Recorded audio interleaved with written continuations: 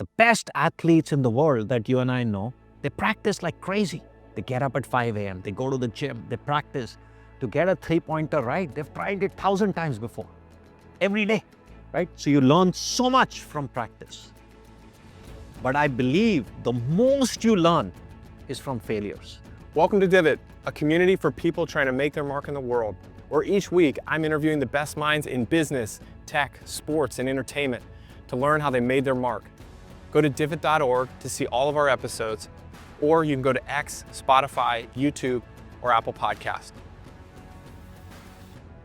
Divot. This episode is brought to you by Google Cloud and Notion.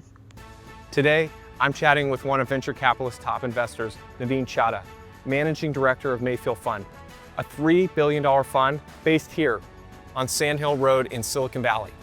Navin has been on the annual Forbes Midas list, which ranks the top venture capitalists in the world an incredible 16 times. This year, he ranks as the 4th best investor in the world. At Mayfield Fund, Navin works with the earliest ideas, helping build teams from scratch all the way to a company's IPO. He's personally made investments in over 60 companies, resulting in dozens of IPOs and acquisitions. Some of these companies include household names like Lyft, HashiCorp, Poshmark, and SolarCity. The companies he's invested in have created over $120 billion in equity value and 40,000 jobs.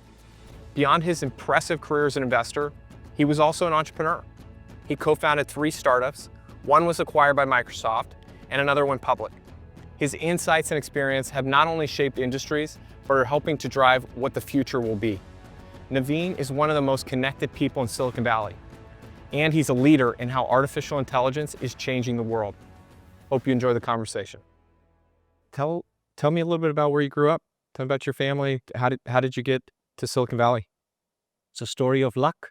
Yeah. So I grew up in India. My mom was a professor. My dad was a business executive.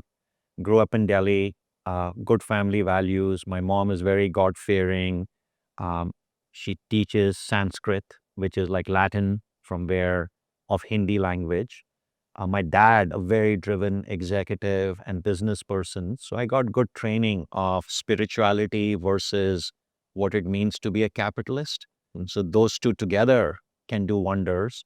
I did my undergrad in India at IIT Delhi, graduated from there, was lucky enough to get a fellowship. Can you explain Absolutely. how important that is and what is, I went to IIT, Indian Institute of Technology in 1988 and graduated in 1992. It's actually even a more difficult school to get into than Stanford. So when I was growing up, there were like 6 IITs in India, and they would take like 2,000 students total every batch, but probably 1 million students applied. Wow. And it was a separate entrance examination.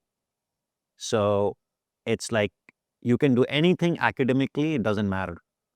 You have to prepare up to 2nd grade of college courses and do a separate examination. And the people who come to IIT for the undergrad, I think in their life, they've never seen what number 2 means. So you put these 2,000 people together in the same room and just... And you're studying for how long for this? 4 years. Oh, before? To do the test. Do the test. In my time, we used to study for at least 2 years. Yeah. Now kids are starting 6th grade. Yeah. So it is that intense. And some kids now in India basically don't even go to high school. They just study for this thing. And Because you study with IIT. Yeah. It's just the IIT test to try to get in. Correct. Like you prepare for SAT, they just prepare for this thing and do the school because the grades don't matter. Yeah. So there are like specialized institutions which have been set up for training and educating people to study for this exam. I mean, some of the most high achieving people I've ever met have gone to IIT, and it almost feels like the Willy Wonka, golden ticket. If you can get it, you have to earn it. You have to really earn it. But if you can get it, it kind of seems to open up just incredible doors for this Absolutely. Absolutely. Right. And I think that's what led to. So if you get into IIT, it opens up doors. Then if you graduate from there, all the foreign universities take you seriously because they have had past alumni Many of their faculty members are from those institutions. So that's what led to I graduated at the top of the class, came to Stanford on a fellowship to pursue my master's and PhD from 92 to 95. And then the internet happened. Again, got lucky. I was working on video streaming and the internet happened. And venture capitalists on Sand Hill approached us and said, why don't you start a company? Netscape did a browser for browsing text-based content. Why can't you do a browser for browsing video-based content? We said, no, I want to become a professor. Why would I do it? They said, just try it. So it only happens in Silicon Valley. You're on an immigrant visa. Basically, the professors convince you and the venture capitalists, take a 1-year leave of absence. Go try a company. And I did. They funded me. Basically, this was 96, no experience. I've never worked in any company. It only happens here. So you get lucky. Right timing, right place, right set of people. And I went into entrepreneurship. So I created my first company, VXstream, that got acquired very quickly by Microsoft. And God was kind. We were extremely fortunate to have succeeded from a capitalistic perspective, that the founders could have gone and done anything afterwards. That's when I got to know Satya Nadella. He and I were peers. So I did my first company, VXstream, sold to Microsoft. It became Windows Media. Then started my second company after Microsoft called iBeam Broadcasting, which we took public. Then did a third company, Revio, which was software SaaS company back in early 2000s. And that got acquired. And I joined the venture capital business after doing 3 back-to-back startups in 2003. So I have been doing it for quite a long time. And it's just been serendipity, right? You come as an immigrant, you study, you take Stanford classes, put them on the internet. VCs come to you and say, like, start a company. You're blessed. Then you build the product. Then Microsoft comes, acquires you. So it's just a series of, it's a movie. You're giving a lot of credit to luck, but like, it seems like each of these decisions is very, very thoughtful and deliberate, and you kind of picked the right decision every step along the way. And startups, I mean, you know, you're kind of glazing over, I'm sure, how difficult it was and how impossible it was for you. And then, you know, it's leading to this thing in Microsoft, but, you know, for you to leave Stanford and to go do a startup, I mean, that on a visa, an immigrant from India, like, I mean, well, what did your parents think about? I'm sure Yeah. they were just rooting for you to just quit Stanford and go do No, start. actually, that wasn't the case. No, I'm sure. It took me actually longer to convince my parents, my sister, and my friends that I should try this thing than to actually build a product. It took me 6 months because they said, why would you a startup? Because in India, if you can't get a good job in a well-known company in the mid-90s, you're nobody. What do you mean? What is this startup thing? So they didn't even know. Really, in our household, for hundreds of years, everybody completes their educational degrees. What do you mean you'll drop out? Breaking the chain. You're breaking the chain. What does it mean? So like when you'll grow up, so what will I tell people which company you work for? Microsoft? No, I said, I don't even know the name. Be extreme. Yeah, VXstream, but there was no name then, right? That was the ideation stage. So my friends thought like I was an idiot, right? Like because it was not Parents were common. crying themselves to sleep. Probably, our son, he's abandoning this Education is incredible like a dropout. opportunity. Yeah. Right? Like, and in 95, when this decision making was happening, it wasn't common, right? Like you are on an immigrant visa, they could take back your visa because it takes on a student visa a year you can work, but then you need an H1 visa. Sorry to bore you with the details. That's the worker visa. What if it didn't come? Right. But so I essentially always look at all the data, but honestly, if conventional wisdom is saying X, I like doing the opposite of it. And that's been my mantra, that if it is obvious to everybody the path, then I may not be taking much risk. And that's what I do in investments too, which is invest around the edge, invest in things which most people will say it won't work. That's when I start doing the work. I try to understand, is there any chance by stroke of luck that this thing will work? And that's what you become a good early stage venture capitalist for. Because when you're doing a startup like I was doing, most likely you're going to fail. The odds are against you. You're playing against the house. Casinos always win in aggregate. Most startups fail.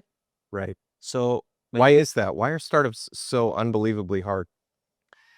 I think it starts with always with the right set of people. If you get the people, you need money. Mm. So if you have people and money, now you have to go build a product, whether for consumers, whether for businesses, and you need to focus on doing one thing and one thing well, which is becoming the king or queen of some hill. Go build trenches which are 10 miles deep rather than 6 inches deep. And this is where most startups end up creating a product or a service which is a vitamin.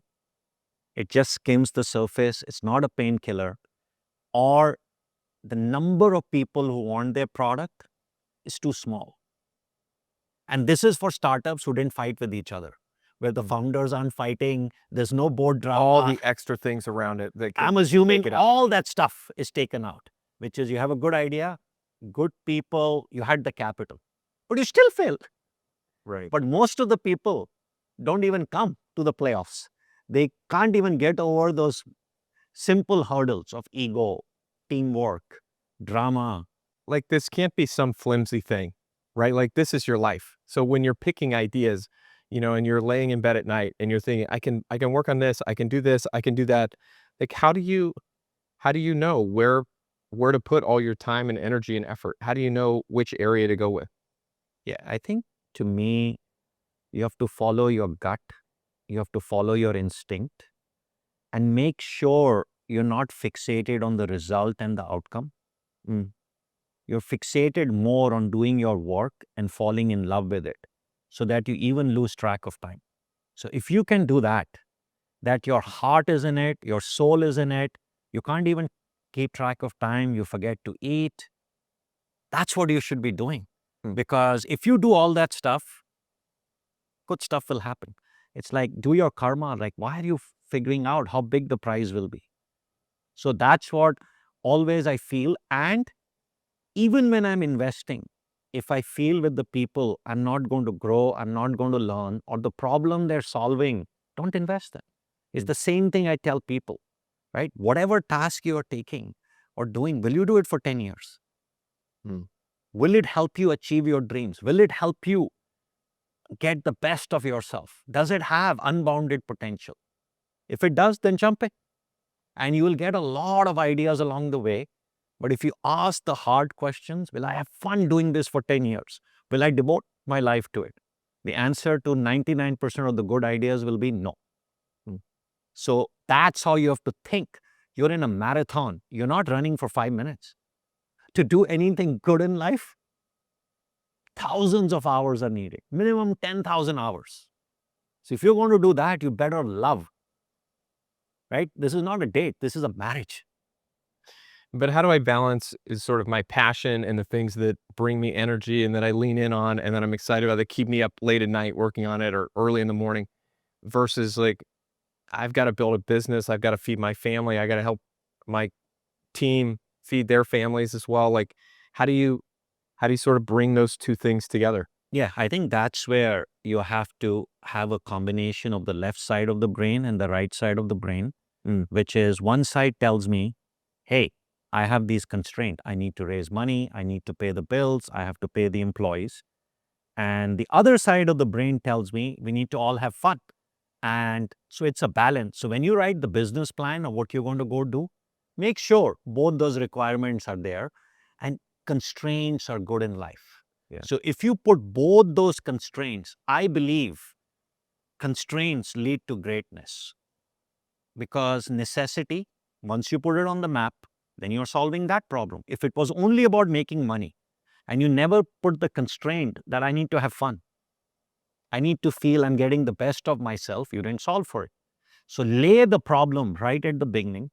And if you take that holistic view, what we call work-life balance, similarly for profit, not for profit, put it together and solve it.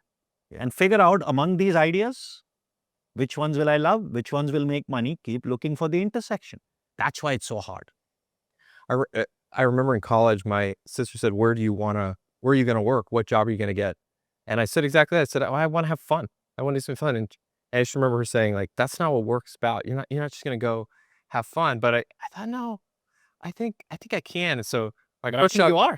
well, my first job out of college, I went and worked for a video game company, and it was really fun. But then when I quit to do my own startup and basically own my own time, I realized that actually the most fun, creative thing you can do is to work on the things that you're passionate about with the people that you're excited to work with. Absolutely. And that leads you to doing Zoom calls at 1 a.m. with your co-founder or your team members or other people who are always about the whatever you're people. like, whatever who you are, you attract the people and the things that sort of magnetize to what you're wanting to get into, right? Yeah, it's always about the people. But my point is, right, you put this as a constraint and solve for it. Don't jump into something saying like, let's make money, but you hate it.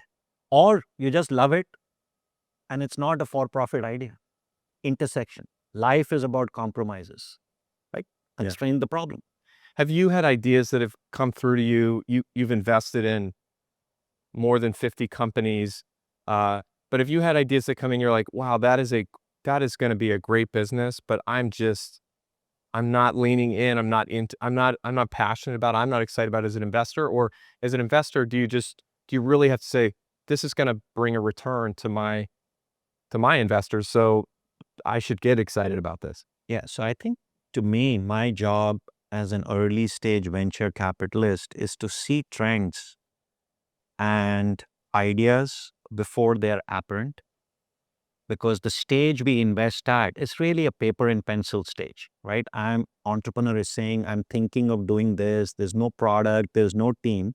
So I love making those kinds of bets, but I'm still learning after doing this business as an entrepreneur for 10 years and VC for 20 years, how to pick those ideas. It's hard with limited data, market doesn't exist. I'm still trying to get good at it, to pick these ideas. So I love what you said, that one day somebody pitches and I just get it and invest in the best ideas. Haven't been able to do it because the left side of the brain fights the right side. So to me, I'm trying to get better at this game still after 30 years in the business. What drives you to keep digging in, even though you've already made it? You sold your company to Microsoft, your other company went public, like you've invested in all these amazing companies that have gone public, like you've done it. Where does that gear come from to just continue? Yeah. So I think this is where I would say for me, with my upbringing and the values my family instilled in me, especially my mother, she taught me a life not lived for others is not a life. And I asked her, like, why are you telling me this? Who told you this? She said, Mother Teresa. When I was growing up, she was well known that you have to offer your life for the service of others. So when I was an entrepreneur, I wanted to build technology products which would change the way we work, live, and play as humans. That's what my first company did. VExtreme, it invented video over the internet. So as a VC, what keeps me going is now I'm not building products myself, which can change the world, but many entrepreneurs have those ideas. So how do I service them? And in return, have the fun of going and reimagining industry. So that's what it's making it do. But to do it well, I can't do it as a not-for-profit. So I have to do it as for-profit, because to have impact, I firmly believe organizations, right, like have to be self-sustaining and they have to make money. So if I combine being in the service business of serving others and doing it sustainably, venture capital is the best. We provide advisory services. People come, not only do we give capital, we help them with our knowledge, with our past experience, take raw ideas and turn them into breakthrough companies, but they are in the front. We are the coaches, we are in the back.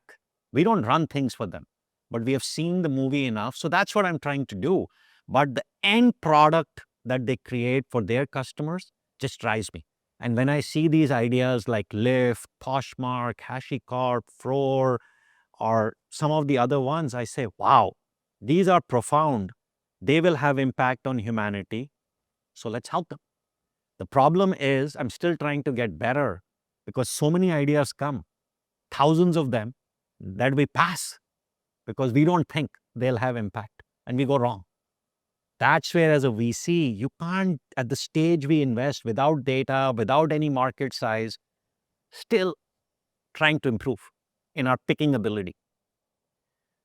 Everybody lives with regrets, but venture investors have this unique kind of regret because your job is to see, you need to see everything, right? You need, when the latest, hottest company comes out, you need to have seen it 5 years before or 10 years before.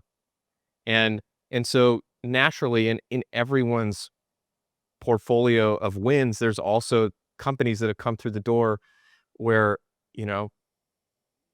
they had a bad pitch, you didn't jive with the founders, the idea wasn't clear, it became only clear later. The company morphed into something else later that you never got to see because you said no to the first pitch. How does that, that kind of that trial and error of you've gotten a lot right, more so than almost anyone in the world, but there must be ones that you missed. How do you overcome and not dwell on the things that you missed and focus on sort of what you can do moving forward versus the past? Yeah. So I would say the most important thing I try to do is the biggest lesson I have had as a venture capitalist, which is what Mayfield runs today on, is invest in the people, not their idea or the market they're going after. Because if it's a big market, every big company will be doing it. So my initial errors as an investor were I was fixated too much on the idea, not on the people. But as I started gaining experience in the business, I shifted my model towards understanding the people and what are they saying, and not getting fixated on their wedge or the initial market problem they're solving. And as an early stage investor, I won't get to see it again when it becomes something else. But they may not have figured out what this can become.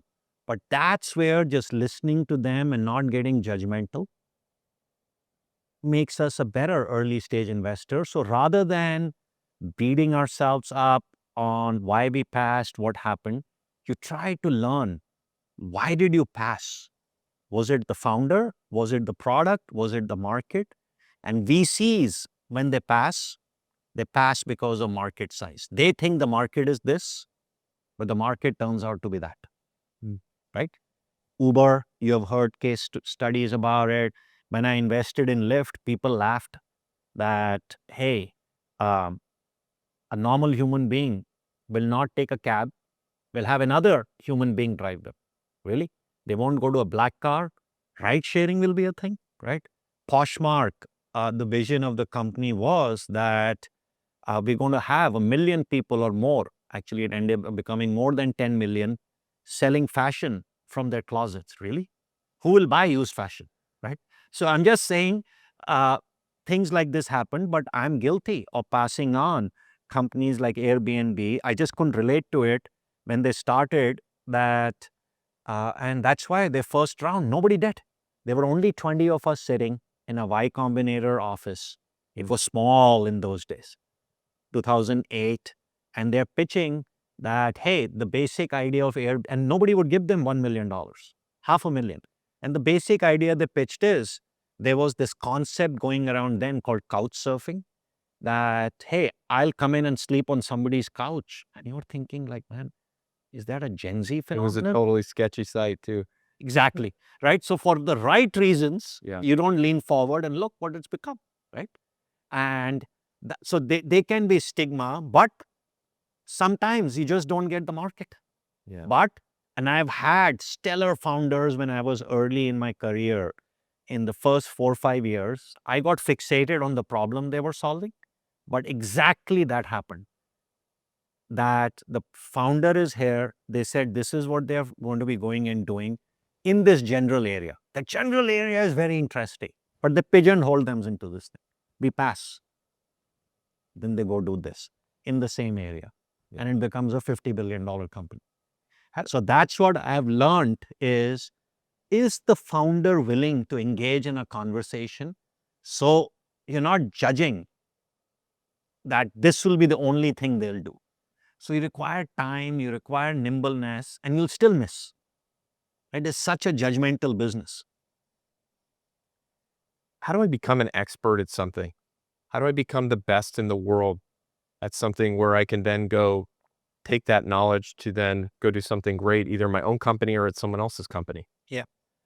So I have this theory, actually not a theory, this learning that I've had.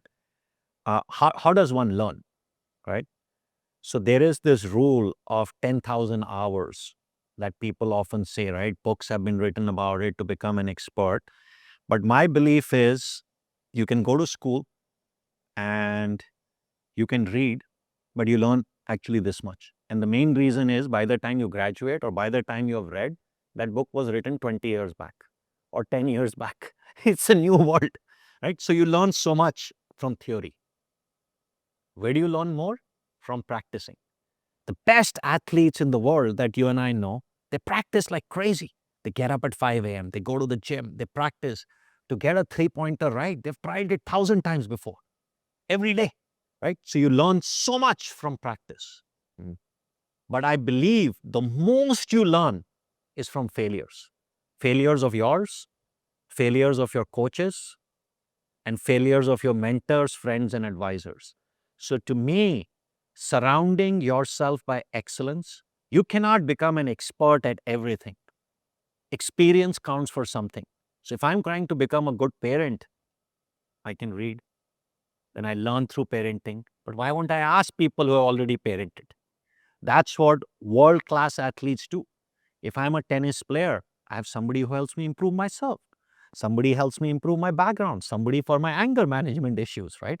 So I would say learn from books, good. You can read blogs, you can watch me, it's fine. Go practice. Make reps. Fail, you learn yourself.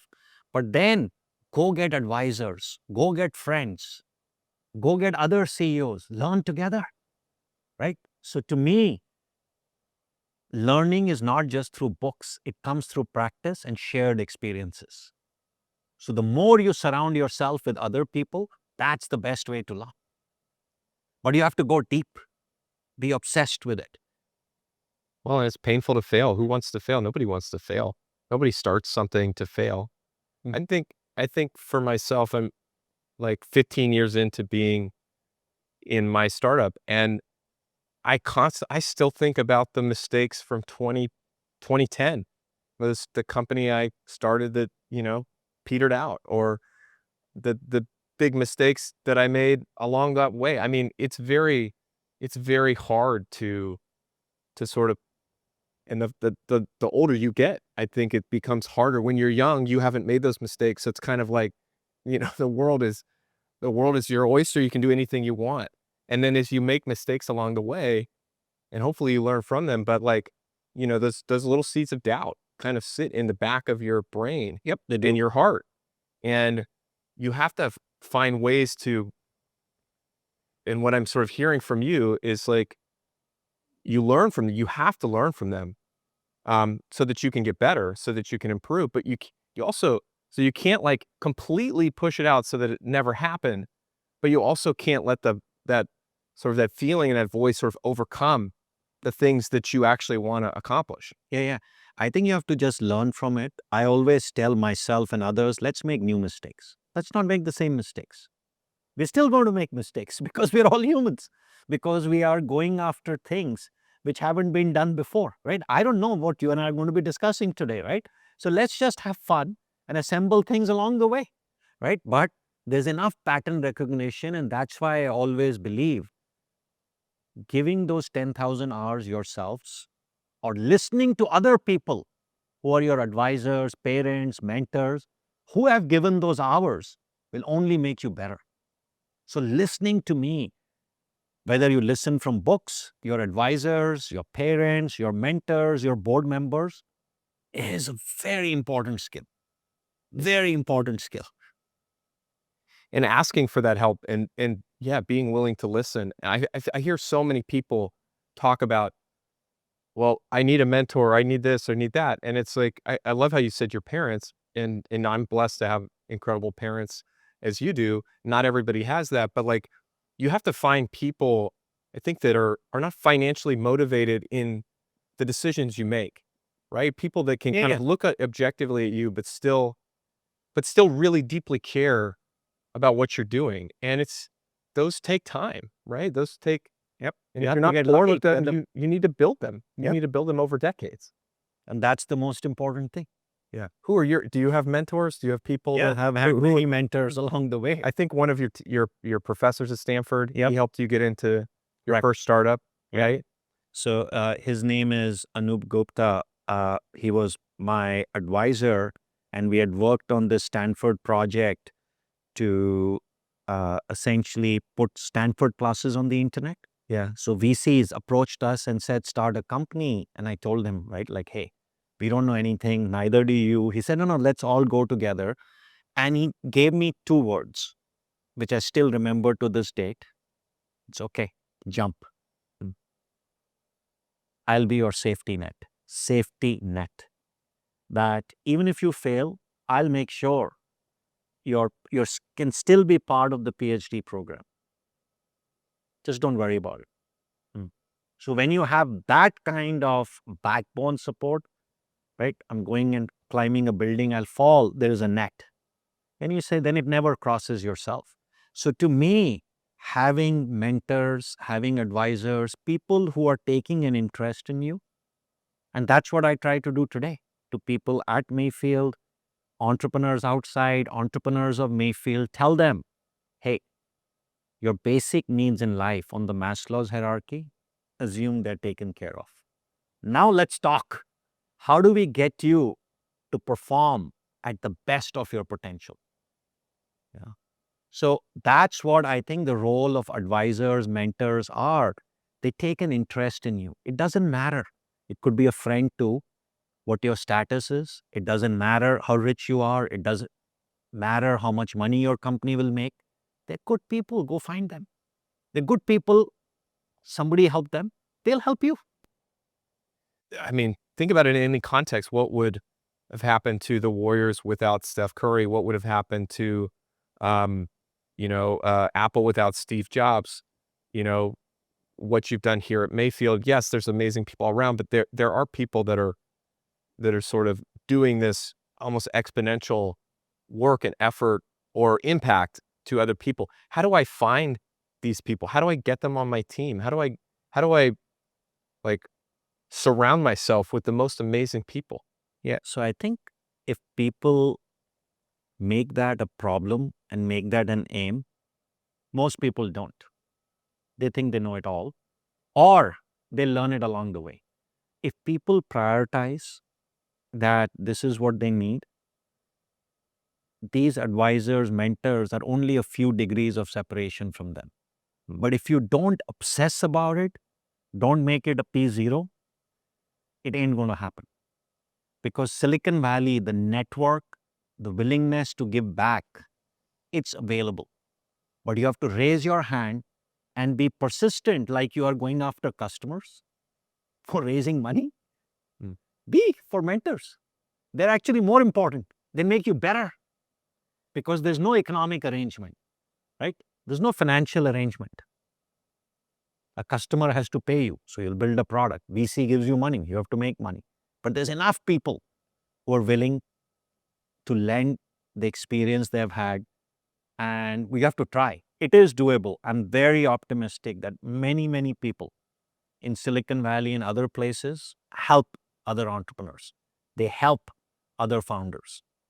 But if you don't make it a priority, they should go to places like your organization, right? Like Startup Grind has an amazing community of people where people want to give back.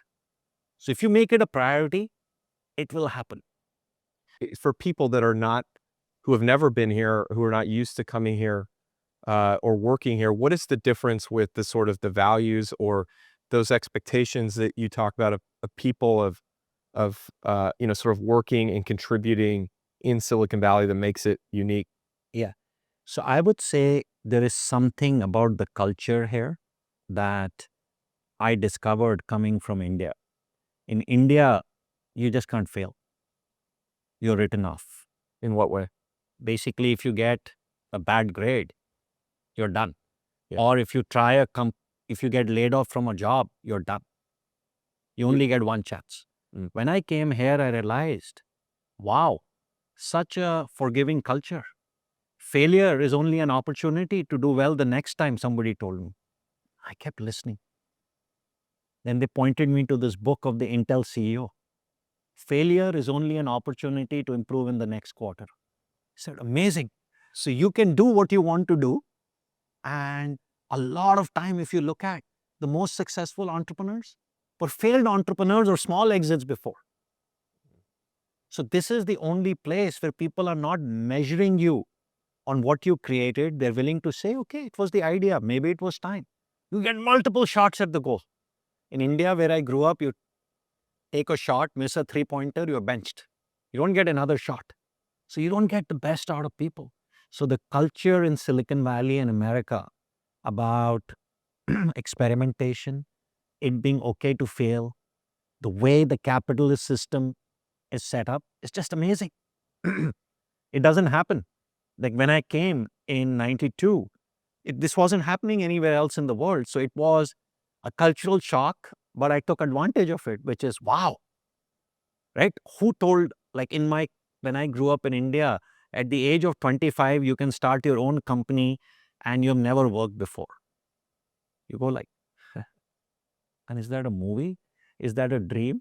But when you live it, and this happened in December 95, January 96, when I started my first company, it wasn't that common, right? Like of all the Indian founders in 95, 96, I was the fifth or the sixth venture-backed entrepreneur who also has never worked anywhere. So it wasn't that common, but there was a movie, right? Like Coming to America, or It Can Only Happen in America. So I said, oh, that's what this is. It's a dream, right? Like, remember that movie where the guy says, like, when he looks at that hotel and says, like, I'll also live in it one day. It feels like somehow you have met or know everyone. And I wonder, how do you think about building relationships? How do you think about creating value in people's lives? How do you think about getting value, where you need to help you push things ahead? I would say the best way to approach these things is, as I mentioned earlier, don't look at the output or what will come, right? Just focus on, hey, let's do stuff together and let's grow the ecosystem. So that's how I built the relationship with Satya or many of the people in the industry. It wasn't out of like, hey, one day we'll become somebody. No, right? Like these are nice people. We're working on related problems. Let's just collaborate and let's just grow the ecosystem, right? So what I would say is, it's the same philosophy of karma, and you invest in a relationship and don't count what will come out. But my parents taught me in any relationship, if you give 80 and expect 20, rather than giving 20 and expecting 80, or even worse, giving 50 and expecting 50, you'll be a happy man. So I always believe in a relationship, give 80. If you get 20, you'll say, great. If you get 40, what an amazing thing. Or why even think about it? And now I understand what my mom was telling me. She was telling me that if you give 80, your expectation is nothing from the other person. So that's what I was learning in a way, that don't even focus on that result, what I'll get out. If it's 100 points in an exam, you do 80%. It's okay. So why think about what's going to come out? I never think that way, right?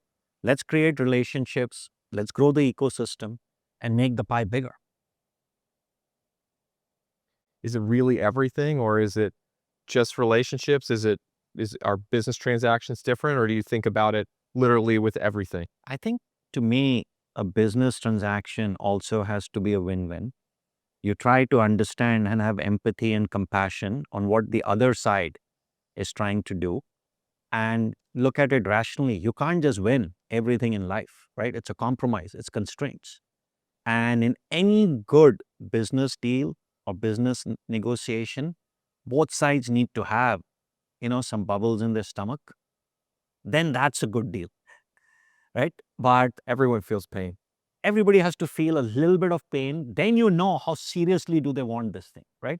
If it's easy money, right? Like there's no such thing, right? Like look at one of the biggest companies in the world today, Nvidia. What does Jensen say, right? Like no pain, no gain, right? The company took so long, but look what they have created, right? So both sides have to feel it, but you have to see together what the impact will be. When did you first meet Jensen? Was this decades ago, early in your? Yeah, like I think like when I was at, he may not remember, when I was at VXtreme, we were a small company doing video streaming. Then they were a GPU company. When I ended up at Microsoft, we had interactions at the product level because Windows, the cards of GPUs used to go into Windows machines. So we have kept in touch over the years, but then over the last few years, we have gotten to know each other really well. So and we didn't even know that our paths will cross. Cross again. Because I'm saying because if you just never know. Yeah. You just never know. Versus with Satya, we have always kept in touch. Sundar and I went to school together, right? Like what sometimes happen is a bunch of us who grew up in the ecosystem in the mid 90s, 30 years later, we've all grown up, right? Like, and gone to places.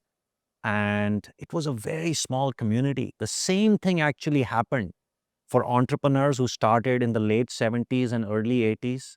The Bill Gates, Steve Jobs, Larry Ellison. It was the PC industry. If you look at the internet industry, it was very small. When I started VXtree, the community was very small. And now all those people, if you look around, they're running these mega companies. Because it takes time. You need to have less hair, right? Like you need to have white hair like me. It's called experience. So you all are solving problems. Who knew one day my friend would be running Microsoft? Another one I went to school with and we used to cook together would be running Google. You just don't know. Well, there's some of them are and some of them aren't, right? I mean, if you try to go back to that time 20 years ago, 30 years ago, and you think about who they were at that time, was it obvious to you? And what do you think people like them and yourself, what do you think you did differently from others who were in the same room pursuing the same dreams at the same time, but have ended up in, not saying it's bad place, horrible place, but very different place from what some you all running big organizations? I think it's very hard to predict anything. So if I go back to 97, right? Like my office is here, Satya's is a little bit further away from where you are. For him to think that he would be running Microsoft and I would be running a top venture capital firm, honestly, right? Like nobody thinks that way, right? Like what you say is, I'm going to go do great things. What thing? I don't know. But you start developing some qualities along the way that allows you the ability to become great leaders along the way. And then one door opens the other. And I would say across all these folks, it's very clear that they have to be intellectually smart, they have to be driven, they have to be hardworking. All those things happen. But one of the things I love about these people is they have an X factor. They have this gene called empathy and compassion. And especially for people who run big companies, that's a very important quality. And it's So because at the end, companies are run by people. People build products, people build companies. The larger the organization, the more of a people leader you have to be. So empathy, compassion, because you're appointed by the people, you're not the founder. But one of the traits I admire about Jensen the most is patience. Not only do they have empathy and compassion, but they also have patience. GPUs were never big, but he always had a dream that instead of the GPU hanging around the CPU from Intel and AMD, it will reverse. And that's what happened. So he saw certain things in his vision that one day it would happen that most people did, right? So I think you have to go on the journey, have big dreams, but how they manifest itself, but keep doing good and good things will happen to you. Make enough friends along the way, do good for other people, good things will happen to you. That's what my belief always has been. There's a reason, right? When you asked if I help somebody or if I do something for the other, I always have taken the approach, it's okay. They may not do anything for me, but somebody else will. And it happens. It happens, right? Like in life, it's just if you think positive, positive happens. I don't like negative vibes and negative energy because then that can happen. So just think positive, keep a positive outlook, and don't be coin operated. None of the people we mentioned are transactional. They're not coin operated. They're playing a long game. They're playing a long game. And they're patient and people follow them. As a leader, the most important quality is how many people follow you when you go from place A to place B. I always look at and ask people like, man, who's your best friend? They tell me somebody who's 12 months relationship. I look at them and say, man, I don't ask them, how old are you? I'm 35. And your best friend is only 12 months relationship. You start figuring out, right? It's a hard person to be around. No, I'm just saying, like, for example, my best friends are people I went to school with, Sure. right? I met them in 1988, right? Like, I'm just saying, Satya could be anybody. I could be anybody. We would still be knowing each other, right? Right. So you don't, it's not a calculated game. It's just, it's relationships. It's like LinkedIn. You don't know who's going to do one day in life. So you just build this spider web. It doesn't matter. Don't put it in a math equation because that will just be disappointing. Yeah. Life is anyways tough. Let's not make relationships tough. Everyone creates value. Everyone has something to give and something to offer. If I treat everyone equally, it may be that someday that person I help turns out to be the CEO of Google, or it's just my friend. It's not, there's not any, sort of thing back and forth. It's just, we're just supporting each other. I'm just there. And You're human. you Just be human. treat everyone as you want to be treated, and karma will bring it back around in some way. Yeah, no, very well summarized, right? Like my point is just be a human. Yeah. The ideal self of yourself. Yeah. And if each one of us can do that, think what the world we will be in. Yeah. Well, and somebody in your situation where you are, the organization that you're running, what's interesting is that, and having spent some time around you, I know you deeply believe these things. None of this is fake. And you can hear it, you can feel it. You can feel it. People listening to this will see it and feel it. But a lot of people we see, they sometimes get to the top by just, punching everybody out on the way there and just, honking their horn and, and ramming their way in. And some of the very most successful people I've met have done it the way you're describing it. And it's a little bit counterintuitive. It's a little bit like, no, you got to fight for everything you get. And it's like, actually, like, it can work out for you if you're just a good person. And if you work hard and, and play the game the right way, like, it can swing back around. And I think Silicon Valley, for me, having been here for 20 years, so many people have helped me that never needed to, they had no business helping me. And I could go down a list of naming people who have helped me. And, I've tried to, I'm not nearly as helpful as those people were to me, to other people, but I try to say, if you have that mentality of when you meet somebody of just like, how can I help?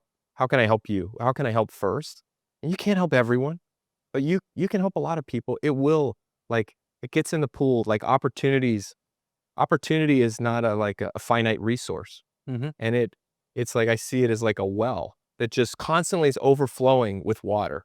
and you can take your bucket, and the person that you don't know next to you can take their bucket, and your competitor can take their bucket, and sometimes there's a few elbows there, but you can also help people along the way. There's going to be plenty of water Yep. left of opportunity left for you.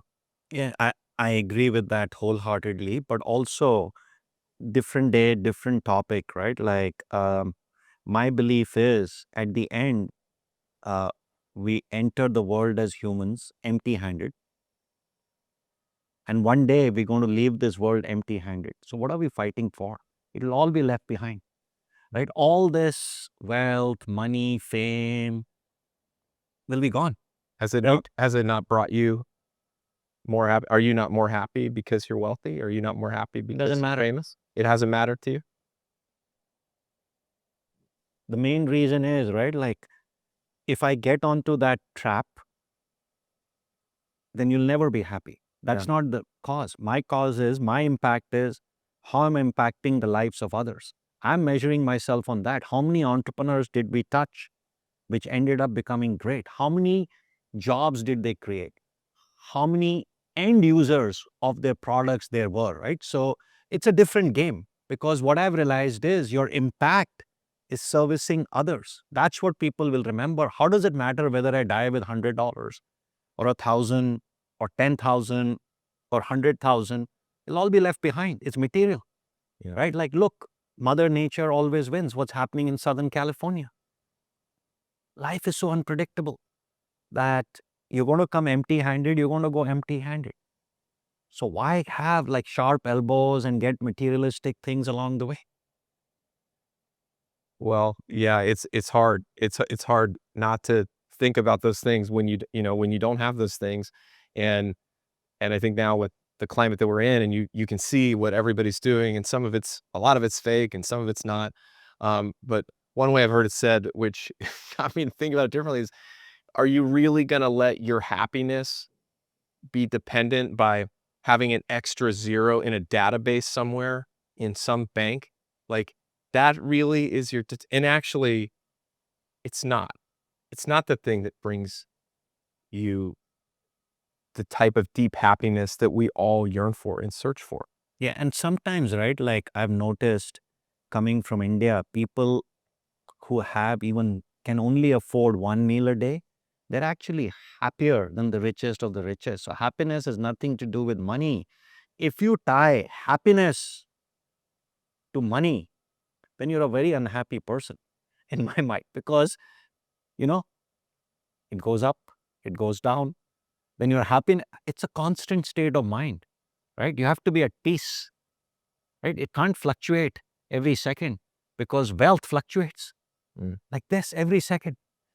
And if you get fixated to that, it's a problem. It's a problem.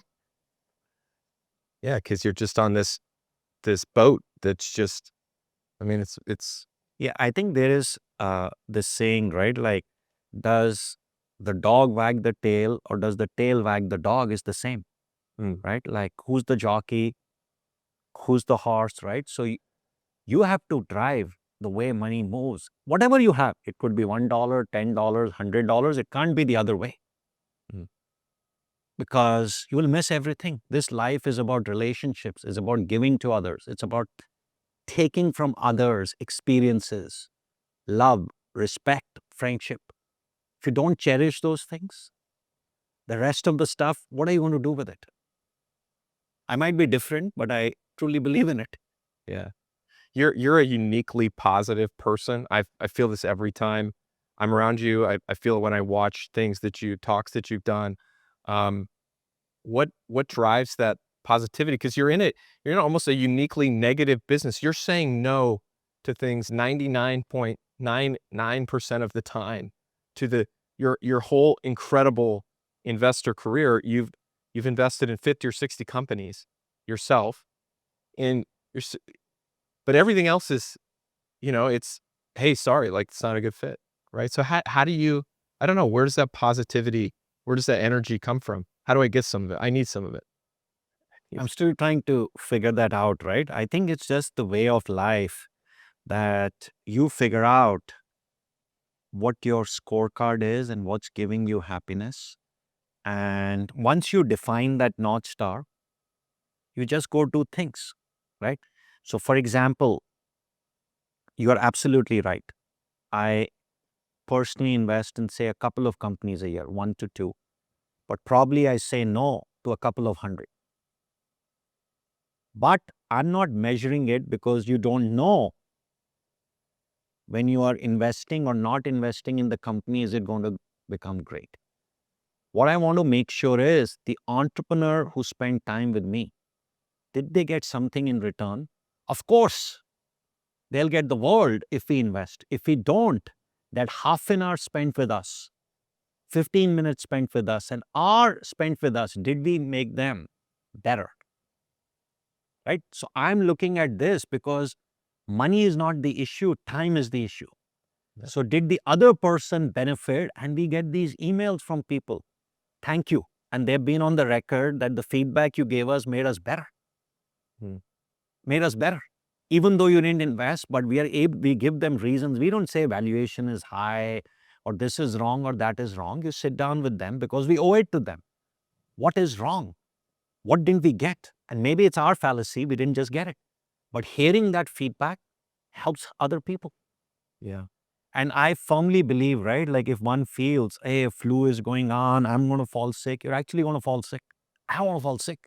So I'm not going to You fall don't think sick. about flu? You don't think about getting sick? Like I didn't even have COVID, right? Like my only point is, right, like protect yourself. But if Yeah. you think it'll happen, It's coming for you.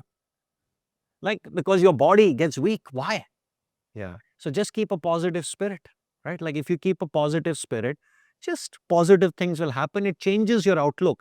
I think business, sports is more of a mind game than it's a physical game. Because you can work 8 hours, you can work 10 hours, you can work 6 hours, you can work 15 hours. The point is, are you working with a positive mindset, with positive energy or not? There's no need for negative energy. I tell people if you have negative energy, please leave the room, go for a walk, take a fresh breath of air, and then come back. Do you see what I'm saying, right? Like positivity playing, no negativity, even half the time can do wonders. Yeah, I think if you could like bottle that and put it in like a fragrance or something and I could just spray myself with it every morning, that would be, I don't know what it's called. Maybe it's, Navin something, I don't know, but it's really, it's powerful, but it's hard. It's hard with everything. It's hard with all the no's. It's hard with all the rejection. It's hard with the world, being in a difficult state. Um, It's hard when you see the bills going up. Like these things, they like it like compounds negativity. It compounds things on top of you, and then you you have to you have to. I think you're right. Like you have to focus your mind to get to a place. And I tell my kids the same thing. I tell exactly what you're saying. I tell them sometimes it's like I gotta live it. I gotta live it more than what I'm saying. But it's like you can do anything you want, but you've got to. It all starts right here. And if you don't think you can do it, if you don't think you can be successful, your parents will still probably believe in you. Maybe one of your sisters, you know. But if you don't believe it, like how can like you got it? That's the first place. It's got to be right Yep. here, right? It's you, right? And if you don't even try, what's the point? Yeah. Right? What will happen at most? You'll fail. Yeah. You'll get a no. You'll get rejected. At least you tried. So what is better? Right? And then, right, like coming from a poor country, it has gotten better, India, right? Like life can be worse, right? Like what ends up happening is, especially sitting in Silicon Valley, I call it a pond, right? Like we are disconnected from reality. And then America being one of the richest countries, we are disconnected from reality. When I look around and people say, man, life stuff, I said, no, man, you don't know what life. The billion people can't even get one meal a day. So life can be tougher. Yeah. So it's all relative, right? Right.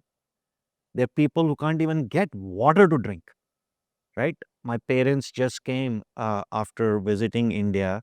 The air index here is 2. In India, it's 400. You can't even breathe, right? This is Delhi.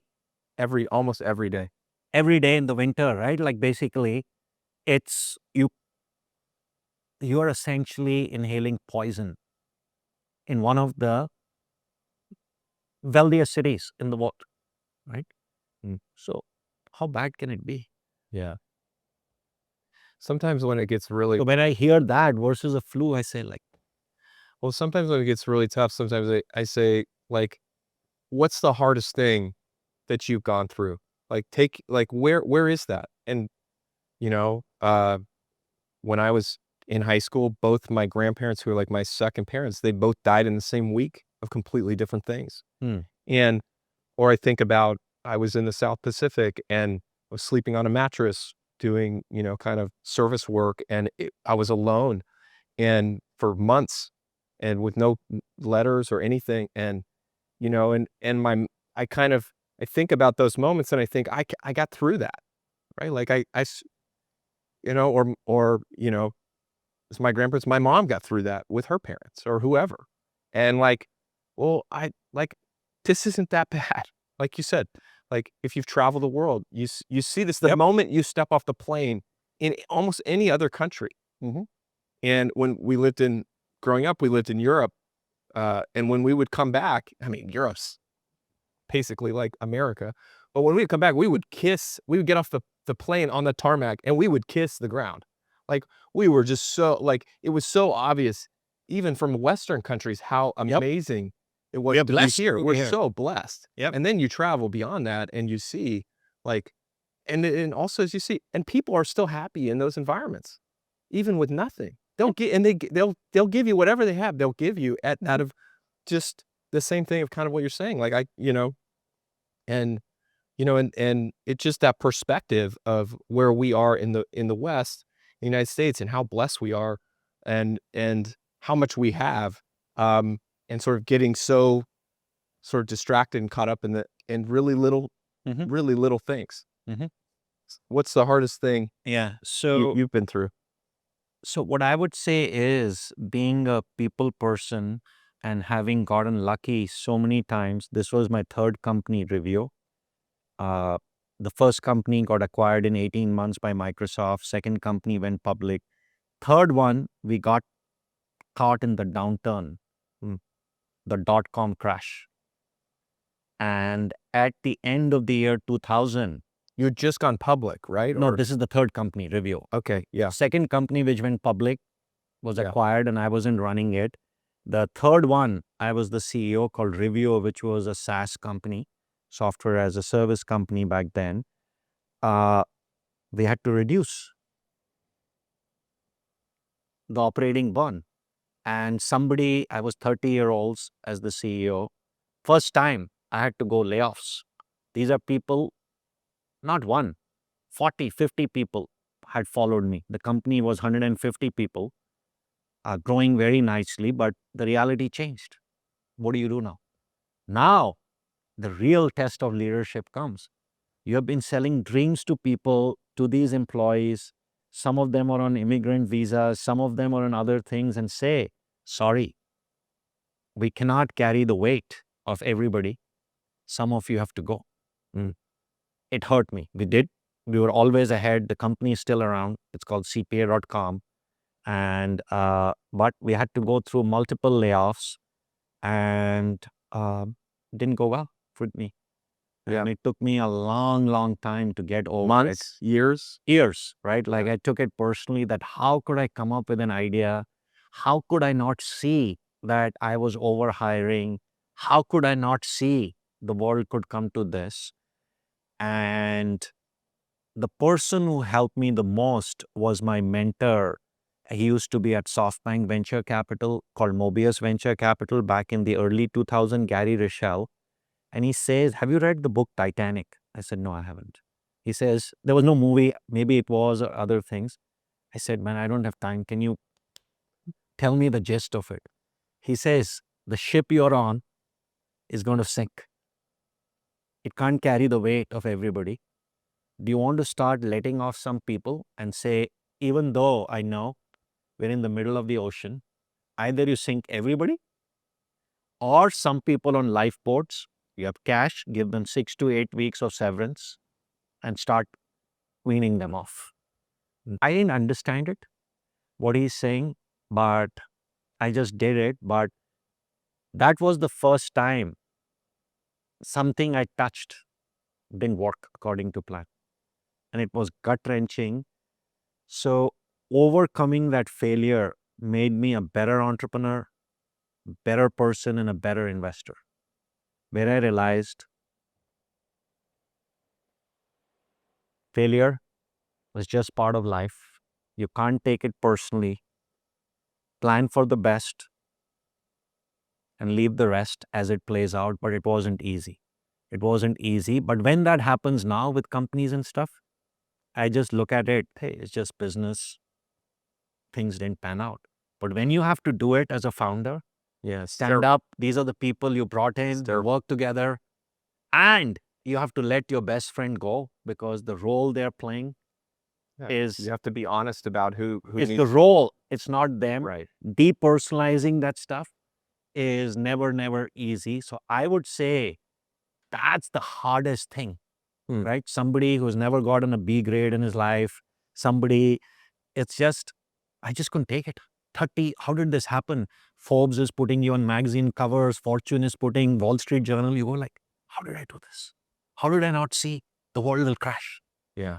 And so this can happen. So that, since then, right, like I realized when you get that, nobody had seen it. You're just caught. You're just caught in the thing. But it was hard when you're in the moment. Yeah. You have high expectations. People have high expectations. And to go deliver that speech is not easy. Yeah. It's not easy. Have you 25 years later, do you see like the benefits of what you learned from that in other things? Like, Absolutely. do you now look back on that and with gratitude that it was something you had to go through, or? Everything. That experience, as I said, you learn the most from failures, transformed me. Now I try to figure out and think through that scenario also, which is, I'm not thinking negative that we're going to fail. As you make a plan, right? Like basically you should know if I jump from that floor, how many bones I'm going to break, or make sure you have a parachute or a safety net along with you. So I always tell people when they do a company, it's great. We're going to go execute this. When are we going to raise the next round of money? Okay. You think you'll raise here? I want to see 6 to 9 months of extra runway, just a safety cushion. Yeah. Assume you never had that money. So everything I do now is not to run to picture perfectness. It changes. And it also allows me to learn along the way that if businesses can be built in a certain way, don't assume they can be built overnight. That's what was happening in the year 99, 2000. And history repeats itself. So as a firm, we kept ourselves out of trouble from the go-go years of the COVID era. We didn't do any of those mistakes. Same thing was happening in the social era, where businesses were going to get built overnight. $1 billion was like 100 million, right? Like we went through it. We're going through it again. So you keep saying and say, I've seen the movie. Yeah. Right? Maybe a black swan will be worth 100 billion. Everything won't be. So you just get realistic, still positive, but you start taking experienced bets, right? And that's where it helps a lot. Venture capital is really this game for most firms and people. It seems like, hey, I'm going to invest in 10 companies and, hopefully one or two of them go big and a bunch of them are going to go out of business. But with you, of the 60-ish companies that you've invested in, you've had 18, I believe, go public. You've had 27 be acquired. This is almost like almost a 100% hit rate of some sort of outcome, positive outcome. I know that there's all sorts of varying levels of outcomes with acquisitions, but I wondered if you could just talk us through, like, how do these deals happen? If I'm sitting in a company and I'm thinking, look, if I'm taking money, I'm I have to get an exit. I want to get an exit, right? Or I shouldn't raise money. So, like, how should I think about getting even like where to begin on an acquisition? What do I do? Do those people come to me? Am I going to them and building relationships? Like, where does it start? Yeah. So I would say both IPOs and acquisitions are stops along the way. So I always advise entrepreneurs that, hey, if you're thinking of an IPO, it's a financing event in which you're raising more money for your business to go places, but along the way, some of your existing shareholders can sell their stock to new shareholders. It's not the end game because it's not the day you just do the performance, ring the bell. You can't exit. It takes a long time to sell your shares in that stock, right? Right. Similarly, you don't plan for an M&A. The best companies are bought, they are not sold. So never in your mind you should have that, hey, I'm building a company because I'm going to sell it. There's no such thing. Go create a company which has real customers, solves real pain points, and is on track to make money and be a self-sustainable business. If that's the case, IPO is an option for the company. Some of the biggest companies in the world don't sell, they don't go public. You're self-sustaining, right? You can keep going, but that's not that common. That's a black swan event. So there are two options eventually for shareholders. One, in which everybody exits. That's called an acquisition, M&A, 100% of the stock gone. Maybe it's 51%. That's also considered an acquisition. Or your IPO where you're selling 10, 20% of the company. But you try to build a business which is a great business, has happy customers, great culture, and is on path to be self-sustaining and making money. Now, along the way, you could have built relationships with certain other companies who could start as partners, that together you could build a bigger business. So that's how the best acquisitions have happened. You're not for sale, but one of your partners essentially realizes the value and forward pays you 3, 4, 5 years for what you're going to become. And the companies which say, hey, I'm for sale, they never get the best outcome, right? Like who wants to? If you're hard to get to, you get like more money. Like you're a real business, then everybody wants it. If you say I'm for sale, okay, $10, right? Like it's just, Have you had that kind of offer before? no, right? I'm just saying like, you can't just do that, Yeah. right? Like VCs, we are backing companies, hopefully, which are creating unique products, unique services, have high gross margin. They should be aligned. We have to create product like Michelin stars. The product our companies create have to be Michelin star quality, that there's a line of people who want to get that product. Yeah. Because you're a startup. So you better create something unique that very few places in the world offer that. It's also scary building these relationships because if this big company that someday we could be a good fit with, like I might get concerned or nervous that like, hey, if I go shine a light on what I'm doing to try to work with them, like, they might just put a bunch of resources to it and, squash whatever we're doing or come up with, their own version of that, which we see all the time of these big companies copying startups, or they try to buy a startup and then they go and build the equivalent.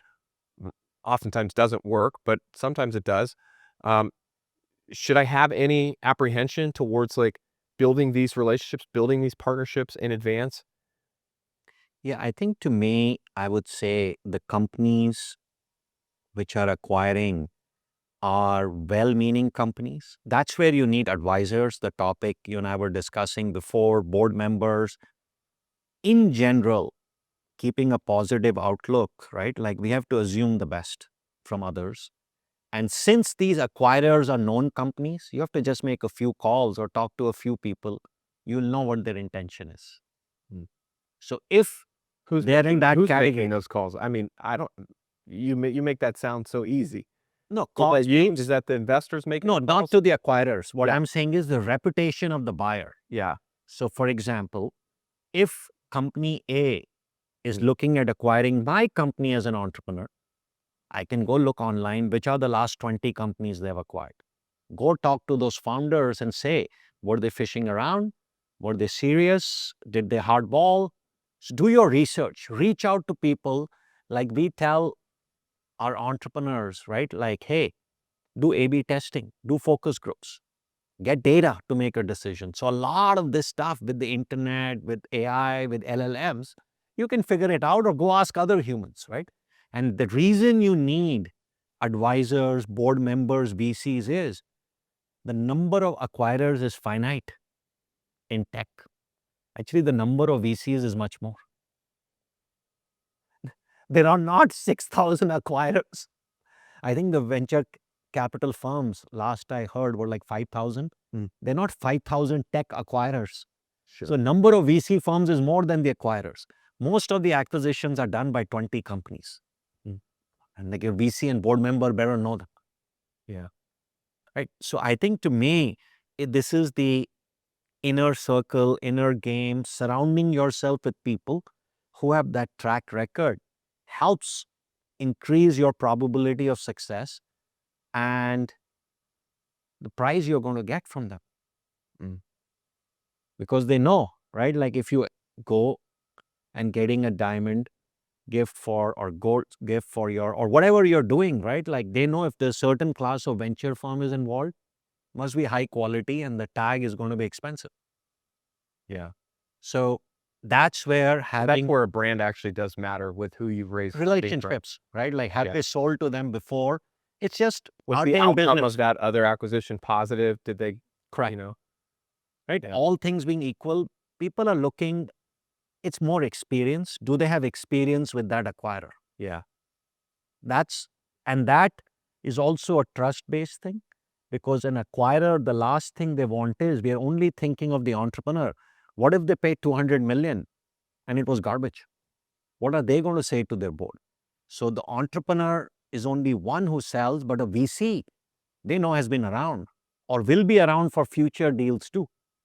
So this is all trust acquisitions. There's both sides trust. It's relationship. It's a trust-based business. Yeah. And that's why it's delicate.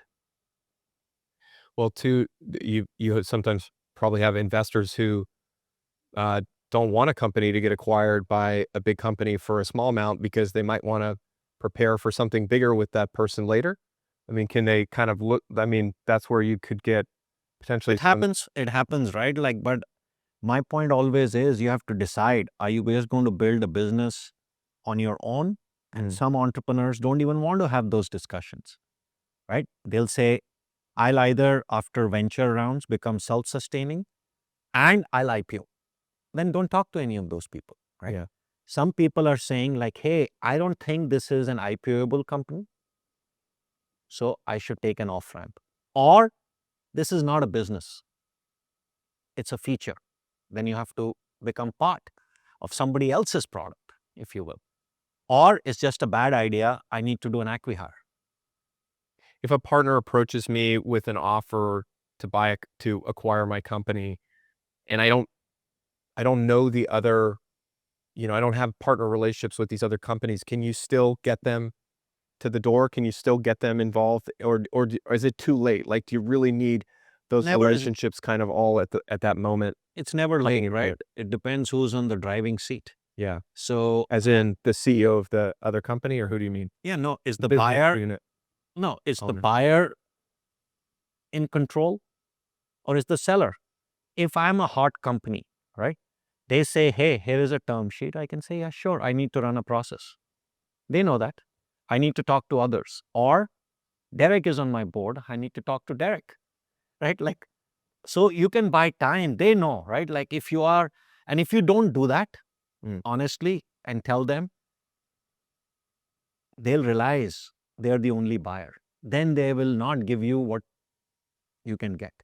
So they know if a company is an important company, if it's an important asset, if it's an important product, it's an important technology, multiple suitors will be there. So even if you don't have them, you have to create the impression that's the case. How do you do that? You have to play the game. That's where you need advisors. That's where you need board members, right? Like you have to make yourself appear. Like you don't have to lie. That's the worst thing you can do. Just say, my board has told me I can't just accept this thing. I have to run a process. Right. That message is enough. Now, the process can be run how? You don't have to call them. Your board or investors can call, or you can get a financial advisor who can go make those calls. Right? And it's just professional. It's like what people do to me, right? As a VC, they're pitching to us, they're pitching to other people. You ask them, hey, what price do you think you'll do a deal at? I don't know. That's the answer, they say. Market will decide. Right. Or who are you talking to? And it's like, well, everyone, Exactly. all the best. Or all the sandhill firms. Like everyone up and down the road. The best firms. So I'm saying entrepreneurs know how to do that. And the other side, it's a capitalistic world out of respect, understands that they have choices, you have choices. And if you don't have choices, trust me, they won't even come. They've already done their work. Do you see a lot of deals that happen with a company and then it doesn't go through, and then later down the road, the partnership continues or whatever, and it happens later?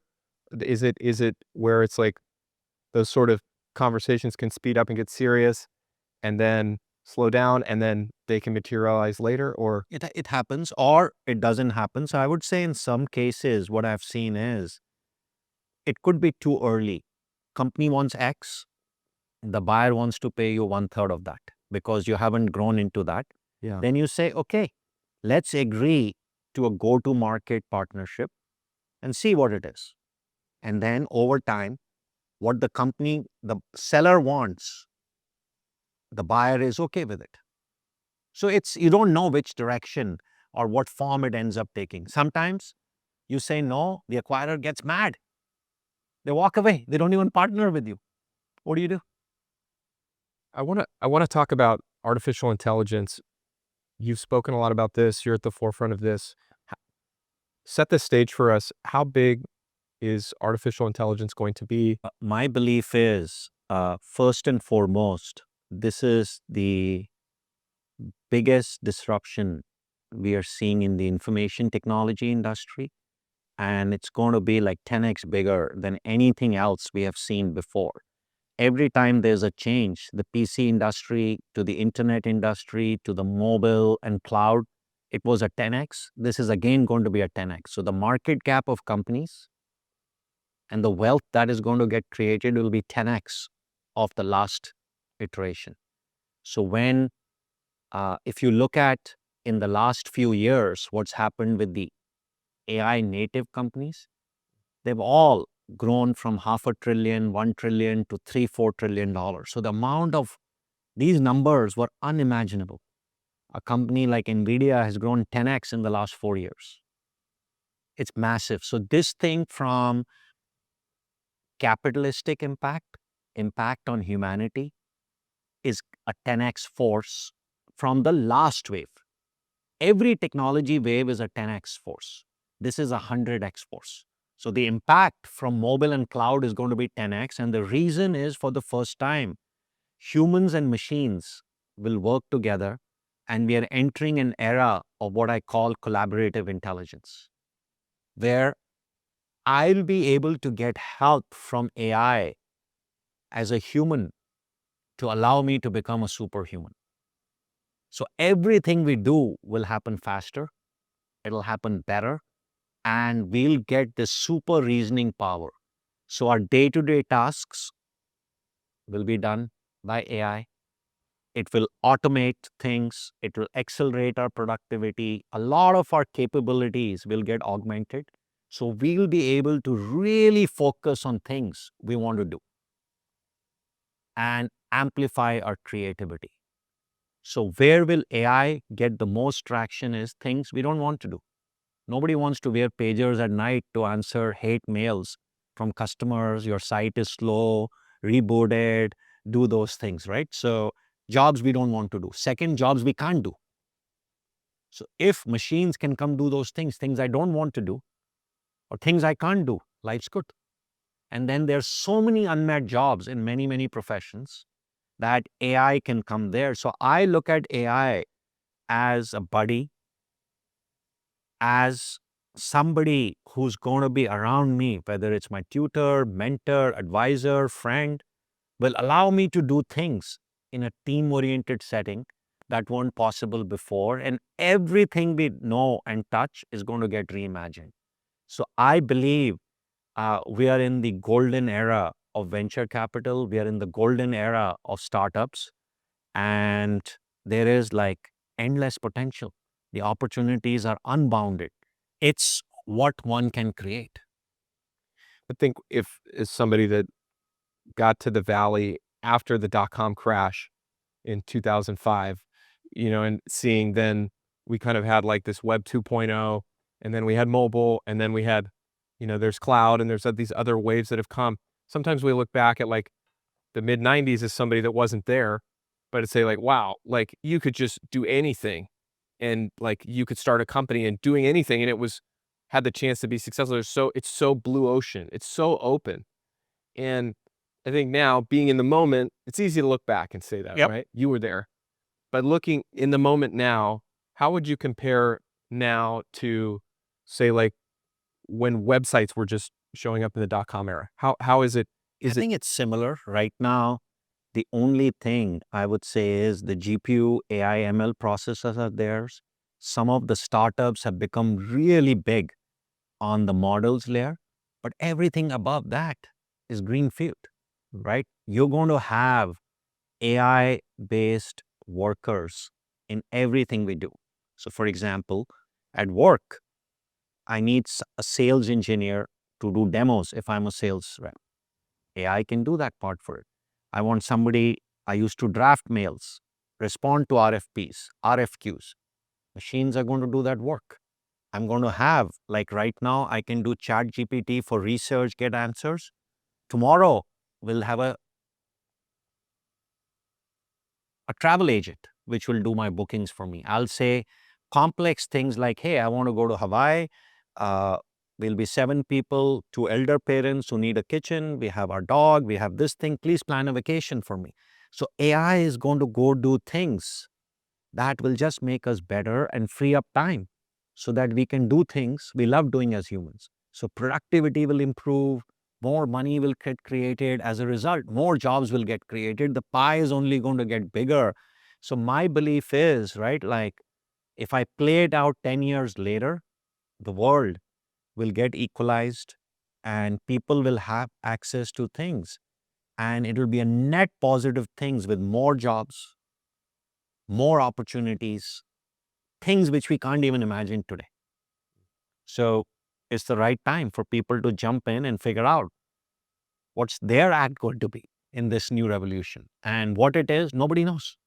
Nobody knows. is every tech company an AI company now? Like if are you Mayfield only funding AI companies, or can you still exist as a solution to a problem and not really leverage AI to fully solve that problem? I would say, right, like most companies now, whether tech or non-tech, are going to be AI enabled or AI native. It's like saying, I run a business and don't have a website. Nobody will see AI, but it's going to be an ingredient thing that you use. Can you imagine a world without smartphones? 10 years back, right? Like if somebody told me, what will be the penetration of iPhones or smartphones, right? Like we won't know. So this thing now, 7 billion people in the world have smartphones. Similarly, AI will be in every application, every business you won't even know. For example, restaurants, right? Booking. AI is going to do that stuff. I'll call, the booking will happen that way. Or I call up a plumber. They're busy doing the work. You can't even reach them, right? So they will be 24/7 business. So you just don't even know where these technologies are going to get used. So customer service, you won't be sitting on frustrating lines with your travel agency online, refund my bill, airlines. A lot of that stuff is going to change. It's going to change for the better. What if I'm not running a tech company? What if I'm running a real estate company, or I'm running a retail store? Like, like, should I still be bringing in AI to my business? Absolutely. We are going to announce an investment in a company which is doing something very good for the real estate industry. They are going to allow real estate agents to mine their existing relationships and just help them market to them better because they have to hire people to even do a follow-up email. There's no time. They're doing showings or they're going to properties, but a lot of the work that B2B world has on relationship-based marketing, account-based marketing doesn't just exist. So you can have a digital worker who can do things which you could never imagine hiring somebody to do.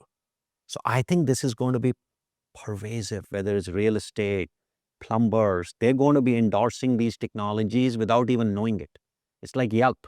As a consumer, to discover a local handyman, they had no presence. Nobody goes to their website, they go to Yelp. Right? Similarly, how these people will even use these ingredient technologies, we can't even imagine. Some startups are working on this stuff, right? Like they're helping dental offices, they're helping medical practitioners. It's just going around. Companies are being created. That's what I assume. And I think it's happening. And yes, some of the jobs are going to be replaced, but you feel like the pie will get so much bigger that It always is the case, right? Whenever tech happens, when computers came, people were worried about, like, hey, I take notes on a typewriter, I'll be out of jobs. No.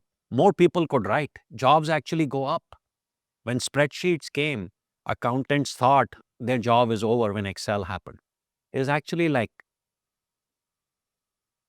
1000x more number of people who do accounting today using those tools. Same thing is going to happen here. Because humans are smart. They're not a machine. We created these models. We will use them to our benefit. And now you'll say again, Navin has a positive outlook, and I mean it, right? Like humans are the jockey, they're not the horse. This is just a technology. We'll never allow it to become bigger than us. Humans are stop. You can stop it. I won't spend money on GPUs. You're going to take over my job. I won't just use it. So we are going to decide as a society, as a business, what we want this technology to do, right? And that's how humanity progresses, right? Humanity progresses. And you just become more efficient, you get better, and you do things which weren't possible before. So we're going to grow the ecosystem. We're going to make the pie bigger. And when the pie gets bigger, everybody wins. Everybody wins. And I think this is going to be the great equalizer. So for example, if you look at education, tutors are only available to the rich. Using AI, everybody will be able to have a tutor. Khan Academy is already making it possible. So that's what this technology is going to do. Mayfield has a front desk. It's a venture capital firm. Our handyman doesn't, but now AI can be their answering front desk. You call the 800 number. Sorry, we are busy. Can you make me an appointment? What time would you like? So they don't need. But they didn't take anybody's job. The poor person couldn't even afford a receptionist. Now AI can fill that job. So AI is going to go in first. Those will be the most successful companies. Go after places where somebody has money, but a human can't do that job at that money. Do you see what I'm saying? Right? Like basically, in AI, the business model is also beautiful. I only pay for this receptionist, AI receptionist, when it takes a call. They don't need office. They don't need anything. So now 30 million small businesses can also employ digital workers. They don't even have an office. They never thought about it. They can grow their business. They can serve their customers better. And I think there might be a day where we might have 1 or 2 people companies which manage billions of dollars. I've been thinking about it. Just one person, can they build $1 billion company? I think they can in financial services. Wealth management, it could happen. So this is going to create, I would say this is going to be a boom for solopreneurs.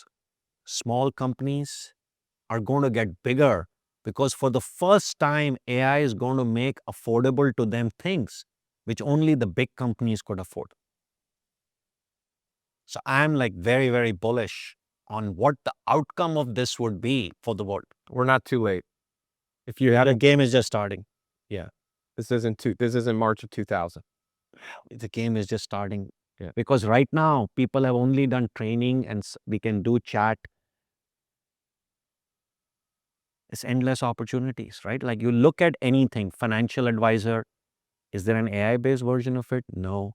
AI travel agent? No. AI sales engineer? No. Yeah, we have some people who do software coding. Just look around. Every physical category became E. Similarly, it'll become A. There will be an AI version of something or the other around us. And the whole plumbing layer to make it happen is up in the air. So industries are going to get reimagined.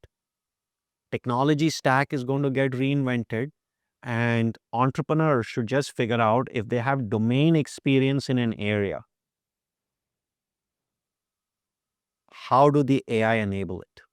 That's what the e-business and the e-commerce internet era was about. I'm a physical media company, I become online. I'm a physical retailer. So can you reimagine a business? Tech, non-tech. What does it look in this AI era? So my feeling is the opportunities are endless and it's an era of limitless potential. Any of us should not get shackled. It's a time to unleash our creativity and to just make the leap, to do something big. Your best advice for overcoming difficult things? How hard can it be? If you could implant a single idea into everyone in the world, what would that idea be? Be people first. If when you die, you meet God, what is the first thing that you hope he would say to you? You're a good human being. And how do you measure your life? How much impact I'm having on others in achieving their dreams. Thanks so much. Yeah, no, awesome. Thank you very much for spending the time with me. Divot. On next week's episode. Why does this life sometimes bad stuff happen? The question is how do we respond and what does it turn us into? And hopefully it kind of refines us in a way. It refines our character, it refines our traits. It brings good things out of us that make us more patient, more caring, more eager to help those that are in need, because you can now sympathize because you've been in a place where you were in need.